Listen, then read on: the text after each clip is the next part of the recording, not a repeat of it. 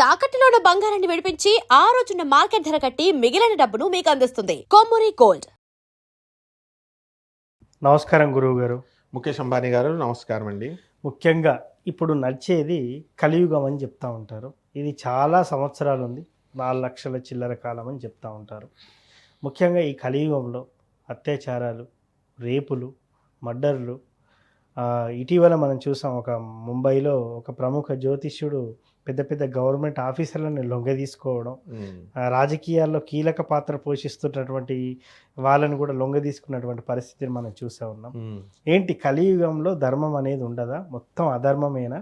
అంటే ఎక్కువ మనం రోజుకు ఒక వార్త వింటున్నాం. భార్య భర్తను చంపిందని, భార్య చంపిందని, చిన్నపిల్లల మీద రేపులు జరిగాయని, అత్యాచారాలు జరిగాయని, ఇలా రకరకాలుగా ఒకటా రెండా అన్నీ చూస్తూనే ఉన్నాం.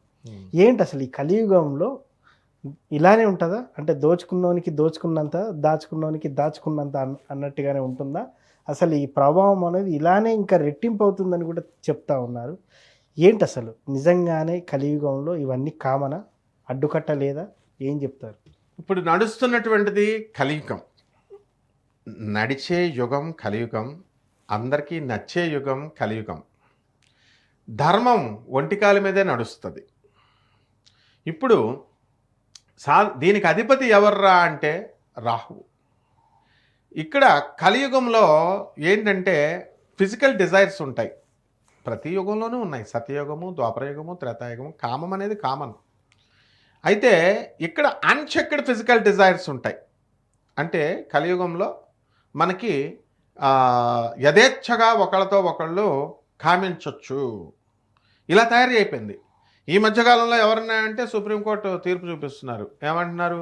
ఈ యొక్క లివింగ్ ఇన్ రిలేషన్స్ ఉండడం తప్పు కాదు, లేకపోతే ఈ యొక్క కోలివింగ్ తప్పు కాదు, ఇల్లీగల్ అఫైర్స్ తప్పు కాదు అని చూపిస్తున్నారు. ఏమన్నా అంటే సుప్రీంకోర్టు మీద తోసేస్తున్నారు. ఇదే కలి ప్రభావం. అంటే అన్చెక్డ్ ఫిజికల్ డిజైర్స్ అనేటటువంటిది కలియుగంలో ఉంటుంది. మెటీరియలిజం ఎక్కువ ఉంటుంది. మెటీరియల్ వెల్త్, ఎవరికి కావలసినంత మెటీరియల్ వెల్త్ ఇచ్చేస్తాడు. కలి మాట మనం వినాలి. ఎవడ్రా ఈ కలి అంటే, బ్రహ్మదేవుడు యుగాలను సృష్టించినప్పుడు మనుషులను సృష్టించినట్టే యుగాలను కూడా సృష్టించాడు. యుగం అంటే టైం పీరియడ్. 4,32,000 సంవత్సరాలు.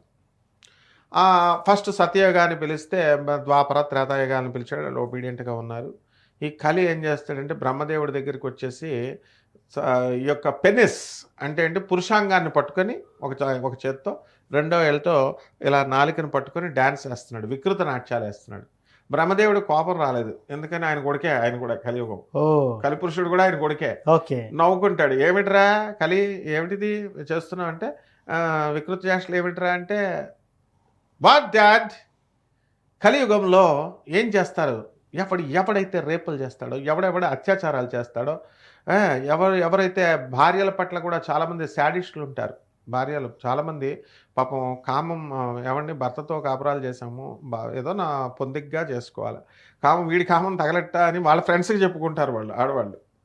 అంటే అంత కామ పిశాచులు తయారైపోతారు. అట్లాంటి కామం ఉన్నవాడు నోటి దోల చాలామంది ఉంటుంది. ఇప్పుడు చెప్పి ఎవరికి చెప్పకి ఈ సీక్రెట్ అంటే వాడు మొత్తం మీద పనిగొట్టుకుని ఊరంతా టొక్కేసేస్తాడు. అలాంటి నోటి ఈ వాచాలతో ఉన్నటువంటి వాళ్ళని నేను లొంగదీసుకుంటాను అంటాడు. సరేరా బాబు అన్నాడు. సరే పోస్టింగ్ ఇచ్చాడు. పోస్టింగ్ ఇచ్చిన తర్వాత సీట్ ఉండాలి కదా ఆఫీస్కి వెళ్తే. భూలోకం వచ్చేసాడు. కానీ ఎక్కడ ప్లేస్ లేదు, చైర్ లేదు. ఇప్పుడు మనం చూస్తూ ఉంటాం, చీఫ్ సెక్రటరీ పోస్టులు ఇద్దరికి ఇచ్చేశారు, ప్రిన్సిపల్ సెక్రటరీ పోస్టులు, అత్యున్నతమైన పోస్టులు. నేను ఖాళీ చేయనని ఇద్దరు ఒకే కుర్చీ, మరి ఇంకోటి కుర్చీ తెచ్చుకొని ఎదురుకుండా వేసుకున్నాడు. మా హెడ్ మాస్టర్లే railway mixed high school Rajahmundry బ్రాంచ్లో, ఇక్కడ విజయవాడ బ్రాంచ్లో, railway mixed high school Vijayawada బ్రాంచ్లో మా హెడ్ మాస్టర్, మాకు అక్కడ రాజమండ్రి స్కూల్లో పనిచేసిన ఏపీఓ నాగేశ్వరరావు గారు, హెడ్ మాస్టర్ నాగేశ్వరరావు గారికి పోస్టింగ్ ఇచ్చారు, రెండో చైర్. ఆ హెడ్ మాస్టర్ వచ్చి నాదంటాడు, ఈ హెడ్ మాస్టర్ నాదంటాడు. ఇలా గవర్నమెంట్లో రెండు ఇద్దరిద్దరికి పోస్టింగ్లు కొన్ని రోజులు జరుగుతాయి. సిబిఐ డైరెక్టర్లకే జరిగినాయి. వాళ్ళు నా కూర్చి అని. ఈ హెడ్ మాస్టర్ లీవ్ కావాలంటే ఈయన ఏమనంటే ఆయన ఇచ్చేస్తాడు. బాగుంటుంది అనమాట ఇద్దరిద్దరు పోస్టింగ్లు ఉంటే. సరే చైర్ లేదు. చైర్ లేకపోతే కలి మొత్తం ఊరంతా తిరిగేస్తున్నాడు. ఎక్కడ నో చైర్ దొరకట్లేదు. ఎందువలన దొరకట్లేదు? మన పరీక్షిత్ మహారాజుకి వాళ్ళ తాతగారైనటువంటి ధర్మరాజు చెప్పాడు ఏమని, అభిమన్యుడు కుమారుడు పరీక్షత్ మహారాజు, నాయన నువ్వెప్పుడు కూడా కిరీటం పెట్టుకోకరా బాబు అన్నాడు. కిరీటం పెట్టుకుంటే కనుక వచ్చేస్తాడు కలి. ఆయన ఎప్పుడూ కిరీటం పెట్టుకోలేదు, ఇంట్లో ఉన్నప్పుడే పెట్టుకునేవాడు పాపం. పొరపాటున ఆయన వేటకెళుతూ పొరపాటున కిరీటం పెట్టాడు, అంతే దొరికేసింది ఛాన్స్, కలికి సీట్ వచ్చేసింది, ఆక్యుపైడ్. అందువల్లనే పరీక్షత్ మహారాజు వెంటనే ఆయనలో కిరీటం పెట్టుకున్నాడు. బయటికి వెళ్ళినప్పుడు ఇంట్లో ఉన్నప్పుడే పెట్టుకోమన్నాడు, బయటికి వెళ్ళినప్పుడు పెట్టుకోవద్దని చెప్పాడు ధర్మరాజు. ఆ మాట ఉల్లంఘనం చేశాడు. వెళ్ళాడు. వెళితే దాహం వేస్తుంది, ఒక ఋషి ఇలా తపస్సు చేసుకుంటున్నాడు. మంచినీళ్ళు ఇవ్వండి, మంచినీళ్ళు ఇవ్వండి బాబు అని ఎన్నోసార్లు పిలుస్తాడు. ఆ ఋషి తపోధ్యానంలో ఉన్నాడు కాబట్టి వినబడలేదు. ఈయన కోపం వస్తుంది, కలి ప్రవేశించాడు కదా, చచ్చిపోయినటువంటి పామును తీసుకుని అతను మెడలో వేసేస్తాడు. అక్కడి నుంచి కలి స్టార్ట్ అయిపోయింది.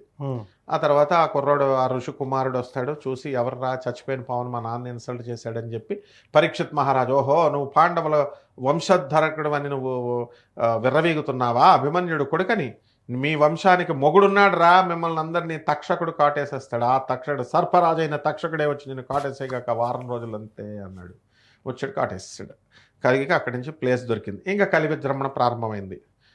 ఒక ఇల్లు ఉంటే సరిపోదా, అంతే కదా, ఒక్కోడికి 10 ఇల్లులు కావాలా, వాటికి రెంట్లు కావాలి, ఒక కారు ఉంటే సరిపోదా, ఒక్కోడికి 4 కార్లు కావాలా. అవునండి, బిఎండబ్ల్యూ, బెంట్లీ ఇవన్నీ ఉంటాయి. వీళ్ళందరినీ కలిపి అచ్చడి చేసేస్తాడు యముడు తర్వాత ఉంది వీళ్ళందరికీ. ఇలా కోరుకొని 10 కార్లు తిరగని ఎంజాయ్మెంట్లు. తర్వాత వీళ్ళకి ఒక భార్య ఉంటే సరిపోదా, లవర్ ఉండాలి, సెకండ్ సెటప్ ఉండాలి వీళ్ళకి. కామం, విస్తృతమైన కామం. ఏమనంటే సుప్రీంకోర్టు కాగితాలు చూపిస్తున్నారు. అలా ఈ విధంగా ధన ఆశ ఇవన్నీ పోనీ వీళ్ళకి నాలాంటి పిచ్చి గురువు వచ్చి, అరే ధర్మం, మా గురువుగారు పాపం మహాత్ముడు శృంగేరి పీఠాధిపతుల జగద్గురువులు భారతీ తీర్థస్వామి వారు, ఆయన ఏమంటారు, సాక్షాత్ ఆదిశంకరాచార్యులు ఆయనే వచ్చి, వద్దురా నాయన మీరు ధర్మం ధర్మం ధర్మం అని చెప్తుంటే ఎవడన్నా వింటున్నాడా? మరి నన్నేమో పిచ్చోడి కింద చూస్తారు. కానీ మేము చెప్పేదే యమధర్మరాజు వింటాడు. ఎస్, ముల్లపూడి సత్యనారాయణమూర్తి చెప్పిందేమో యమధర్మరాజు వింటాడు. వీళ్ళందరికీ ఇప్పుడు తెలియదు, తర్వాత తెలుస్తుంది. అక్కడ ఏమంటాడు సమవర్తి అయినటువంటి యమధర్మరాజు, అరే రండి రా, ఎవడికి ఎన్ని కార్లు వేసి అన్ని పేదవాళ్ళకి, మనం ఏం చెప్తాం, పేదవాళ్ళకి, అనాథలకి, వికలాంగులకి, సాధువులకి దానం చేసుకోండి అంటున్నాం. వీళ్ళు చేయట్లేదు. కనీసం వీళ్ళు ఇష్టం వచ్చినట్టు వీళ్ళు లష్ట కోసం కామాలు అన్నీ చేసుకొని మరి దాన ధర్మాలన్నా చేస్తే కొంత సేవ్ అవుతారని చెప్తుంటే ఎవడన్నా వింటున్నాడా? ఇట్లా ఈ కలియుగానికి పేరు పెట్టింది ఎవరు? ముల్లపూడి సత్యనారాయణమూర్తి పెట్టాడు కలియుగానికి కామయుగం అని పేరు. మరి ఎవరన్నా ఏ గురువన్నా పెట్టాడా కలియుగానికి కామయుగం అని? కాబట్టి నాయన ఈ కలియుగంలో ఒంటిగాలి మీద ధర్మం నడుస్తుంది. ఈ 4,32,000 సంవత్సరాలు వెళ్ళిపోయేసరికి ఈ ఒంటికాలు కూడా విరిగిపోయి ఎవడిష్టం వచ్చినాడు? సాక్షాత్తు కృష్ణుడే చెప్పాడు. ఏమన్నాడు? సాక్షాత్తు కృష్ణుడు ధర్మ సంస్థాపన చేయడం కోసం ధర్మం వైపుండి అధర్మవార్తలైనటువంటి ద్రోణాచార్యుడిని, వీళ్ళందరినీ, దుర్యోధనుడిని, వాడికి సపోర్ట్ చేసిన ద్రోణాచార్యుని, కృపాచార్యుని వీళ్ళని లేపించేస్తే గాంధారి వచ్చి నువ్వు తప్పు చేసావు, మా పిల్లలు చంపేశావు అన్నాడు. అందుకే డిసైడ్ అయిపోయాడు కృష్ణుడు, ఈ సంవత్సరం ఈ కలియుగంలో నేను చెయ్యను, మీరే కొట్టేసుకుంటారు, ధర్మం పార్టీలో నేను ఉండను, మీరే అధర్మం కొట్టుకుంటారు. ద్వాపరయుగంలో ధర్మం అధర్మం కొట్టుకున్నారు, మీరు ఎప్పుడు చేసుకొని చచ్చిపోతారు, తర్వాత మీ ఇష్టం అని చెప్పాడు. కాబట్టి కలియుగంలో ఎవడిష్టం వచ్చినట్టు వాడు ఉండొచ్చు నాయన. తల్లిదండ్రుల్ని ఓల్డేజ్ హోముల్లో జాయిన్ చేసేస్తున్నారు, ఇంకా చేసేస్తారు, ఇంకా ఏముంది. తర్వాత పెళ్ళిళ్ళు, భార్య హ్యాండ్పెక్డ్ అయిపోతారు, భార్య మాటలు వింటారు, అత్తగారులు మామగారులను చూసుకోవచ్చు, తప్పేం లేదు. కానీ తల్లిదండ్రులను ఓల్డేజ్ హోమ్లో పయ్యకూడదు కదా, వీళ్ళని కూడా చూడొచ్చు కదా. తర్వాత తిండి, స్వార్థం. ఈరోజు ఫ్రెష్ బిర్యానీ ఏమో వీళ్ళ తింటారు, కుళ్ళిపోయిన బిర్యానీ ఏమో నిన్నటి బిర్యానీ అందరికీ వచ్చిన గెస్ట్లకు పెడతారు. తర్వాత ఇంక ఇది అది అని లేదు నాయన, చిన్నపిల్లల్ని కూడా అఘాయిత్యాలు చేస్తున్నారు, ముసలివాళ్ళని రేపు చేస్తున్నారు, ముసలివాళ్ళని కూడా. అది ఆడదా కాదా అన్నదే వీళ్ళకి కావాలి, అది కూడా అక్కర్లేదని మన ఒగరి వచ్చాడు కదా, మగ అవసరం లేదు, అంతా విశృంఖలమైనటువంటి కామం. నెక్స్ట్ ముంబైలో నువ్వు చెప్పినట్టుగా వాడొక దౌర్భాగ్యుడు, వాడు జ్యోతిష్కుడు, వాడు ఆఫీసర్ పెళ్ళాలని అందరినీ కూడా మొత్తం వరుస పెట్టి వీడియోస్ ఉన్నాయి నాయన, వీడియోస్ ఉన్నాయి, చెరిచేశాడు. ఇంకా జ్యోతిష్కులను ఎవరు నమ్ముతారు? ఎవరిని చూసినా వీడియోలు అంటాడేమో అంటారు. నెక్స్ట్ నిత్యానంద స్వామి, వాడొక నికృష్టుడు, వాడు సెక్యూరిటీ గార్డు వాడిని స్వామీజీని చేసేసి వాడు మొత్తం హీరోయిన్ రంజితారావు హ్యాపీగా ఉన్నాడు, వేరే ఐలాండ్ పెట్టేసుకున్నాను అంటారు. ఇలా నువ్వు ఏ స్వామీజీలను తీసుకో, ఏ ప్రవచనకారులను తీసుకో, ఎవరిని తీసుకో, భక్తి ముసుగులో ఉన్నటువంటి వాళ్ళు కానీ, మామూలుగా ఉన్నటువంటి వాళ్ళు కానీ, వీళ్ళందరూ కూడా విజృంభించేస్తారు. అవినీతి అనేటటువంటిది పెరిగిపోతుంది, మానవత్వం అనేటటువంటిది నశిస్తుంది. ఇదే కలియుగ సమగ్ర స్వరూపం అన్నమాట. కాబట్టి దీన్ని పోగొట్టడం కోసం, కలిదోష శమనం చేయడం కోసం పూజలు కాదు చేయాల్సింది. వచ్చాడు సాక్షాత్ పరమేశ్వరుడు అవతారం. ఆదిశంకరుడు భూమి మీద దిగాడు, చెప్పాడు, వింటలేదు. రామానుజాచార్యులు వారు విష్ణుమూర్తి అవతారం వచ్చాడు, చెప్పాడు, వింటలేదు. పరమేశ్వరుడు అవతారం స్వామి వివేకానందుడు వచ్చాడు, చెప్పాడు, వినడం లేదు. సాక్షాత్తు పరమేశ్వరుడే దిగి వచ్చాడు ప్రభాత రంజన్ సర్కార్గా, ఆనందమూర్తిగా, వినడం లేదు. రమణ మహర్షుల వారు, ఇలాంటి జగద్గురువులు దత్తాత్రేయ స్వామి వారు నృసింహ సరస్వతిగా వచ్చారు. ఎవరు చెప్పినా వింటలా.